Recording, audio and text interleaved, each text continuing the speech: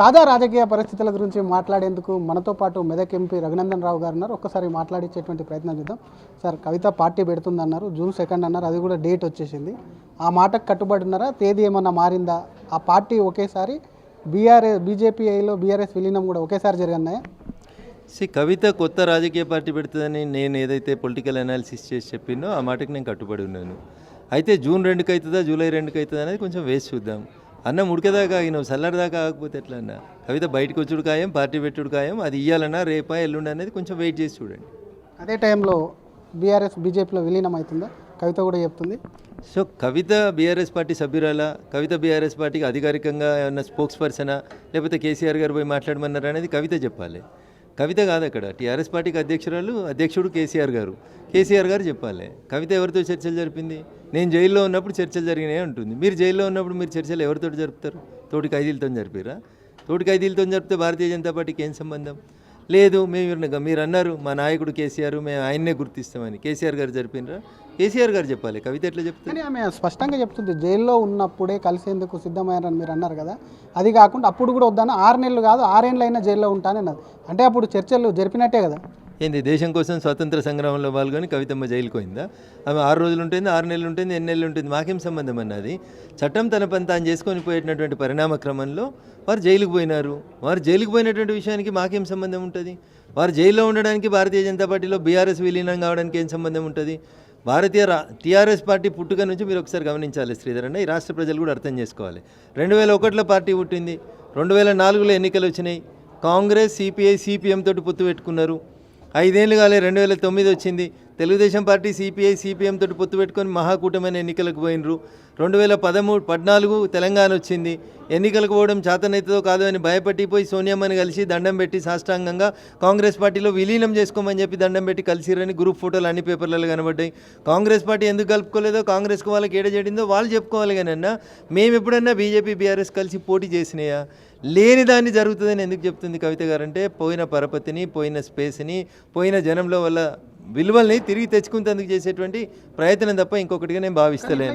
వాళ్ళ పార్టీకి నష్టం కదా. పార్టీకి కాళేశ్వరంకి కేసీఆర్కి నోటీసులు వచ్చినాయి, దాని మీద చర్చ జరగొద్దు, లేకపోతే ఇంకొక అంశాలు పబ్లిక్ లోపలికి రావద్దు కాబట్టి నువ్వు కొట్టినట్టు చేయని. ఊర్లలో ఒక మోటు సామెత ఉంటుందన్న.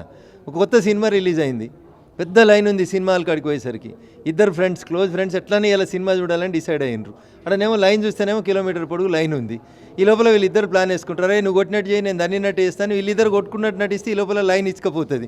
ఇద్దరు పోతారు, టికెట్లు తీసుకుంటారు, లోపల పక్కన కూర్చొని సినిమా చూస్తారు. ఇట్లుంది అన్నా చెల్లెళ్ళ పంచాయతీ తప్పితే ఇంకొకటి లేదు. అంత స్పష్టంగా కవిత పార్టీ పెడుతుందని చెప్తున్నారు కాబట్టి, కవిత మాటల్లోని మీకు కోవట్లు అక్కడ ఎవరు ఉన్నారు ఆ పార్టీలో ఎట్లా తెలుస్తుంది మీకు విషయాలు అక్కడ జరిగింది? విషయం తెలవడానికి కోర్టులు ఉండాల్సిన అవసరం లేదన్న. కనీసం విషయం మీద పరిజ్ఞానం ఉంటే చాలు. జరుగుతున్నటువంటి పరిణామాలను అంచనా వేయగలిగేటువంటి రాజకీయ అవగాహన ఉంటే చాలన్న. దానికి కోర్టులు ఎందుకన్నా? ఇదేమైనా నక్సల్ సుద్దేమో ఆ కోర్టులు ఉండడానికి? పబ్లిక్ లైఫ్లో ఉన్నాం. పబ్లిక్ లైఫ్లో ఉన్నప్పుడు అందరితో మాట్లాడుతున్నప్పుడు ఆన్ రికార్డ్, ఆఫ్ రికార్డ్, రకరకాలైనటువంటి విషయాలు తెలుస్తూనే ఉంటాయి. దానికి అంత పెద్ద పదం కోర్టు అనే పదం ఎందుకన్నా? హరీష్ రావు పేరుంటేనే బగ్గుమనేటువంటి రఘునందన్ రావు హరీష్ రావు తన సొంత కూతురు యొక్క ఆసుపత్రి ఓపెనింగ్కి పిలిచాడు.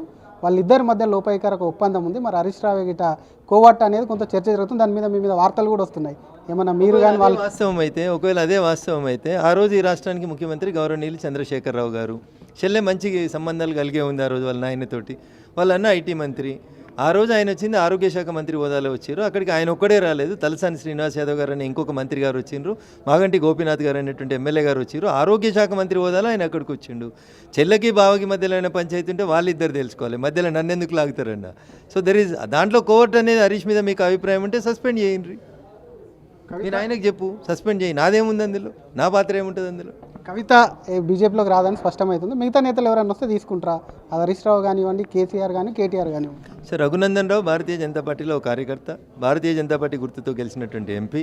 పార్టీలో ఎవరిని తీసుకోవాలి, పార్టీలోకి ఎవరు తీసుకోవద్దు, పార్టీ ఎవరితో పొత్తులు పెట్టాలి, మాదొక జాతీయ పార్టీ, దానికి ఒక ఎలక్షన్ కమిటీ ఉంటుంది. వాళ్ళందరూ కూర్చొని చర్చించుకున్న తర్వాత అప్రాప్రియేట్ టైంలో అప్రాప్రియేట్ నిర్ణయం తీసుకుంటారు. This is not the right time. ఇంకొక విషయం, నిన్న రేవంత్ రెడ్డి మాట్లాడుతూ మోడీ చెల్లని ₹1000, చెల్లని ₹1 కాబట్టే భయపడి, అమెరికాకు భయపడి ఆయన యుద్ధంలో వెనుకంజ వేశారు. రాహుల్ ప్రధాని అయితే పాకిస్తాన్, చైనా రెండింటిని ఒకేసారి ఓడిస్తామని చెప్పి మీ మీద నిన్న కామెంట్ చేసింది. సో ఇవన్నీ నేను ఏమైనా మాట్లాడితే మళ్ళీ ముఖ్యమంత్రి గారు బాధపడాల్సి వస్తుంది. కానీ ఎందుకు బాధపడతారు? మీకు మిత్రుడా? ఏముందని అంటున్నా అందులో.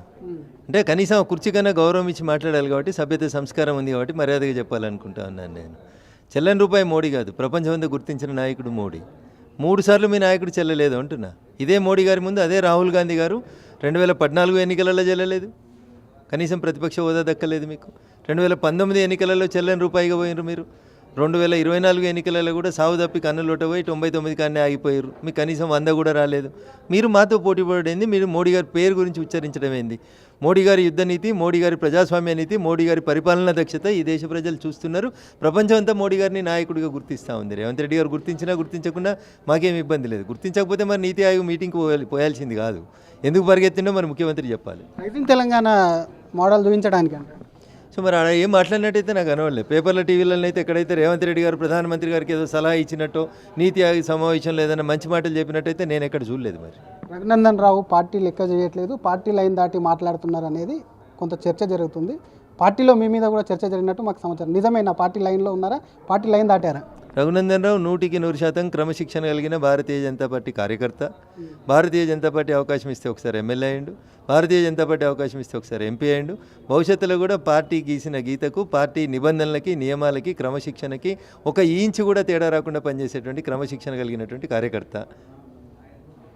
రాజాసింగ్కు సంబంధించి ఒకటి చివరిగా, ఆయన పార్టీ ఎప్పుడైతే ఇక్కడ కరెక్ట్ బేరాలు కూరుతాయి అప్పుడు మాత్రం రెడీగా ఉన్నారు. ఈ పార్టీ బీజేపీ అలాగే ఉంది, అందుకే అధికారం రాలేదు.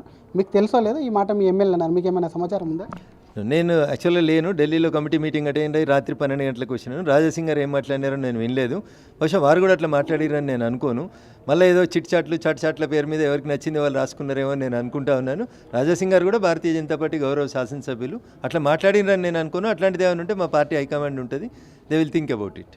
Thank you sir. ఇది ఒకవైపు కవితకు సంబంధించినటువంటి అంశము. పార్టీలో ఒకవైపు కొత్త పార్టీ పెట్టడం ఖాయం. అది జూన్ 2 కావచ్చు, జూలై 2 కావచ్చు, ఏదైనా కావచ్చు, ఎప్పుడైనా కూడా పార్టీ పెట్టడం ఖాయం. ఎందుకంటే అక్కడ ఉన్నటువంటి పరిస్థితి, ఇప్పుడు ఉన్నటువంటి పరిస్థితి అక్కడ ఉండేందుకు కూడా ఆమె పరిస్థితి లేదు. పక్క పార్టీలో చేరేందుకు కూడా విముఖంగా ఉంది కాబట్టి ఆమె డెఫినెట్గా పార్టీ పెడుతుంది అని చెప్తుంది.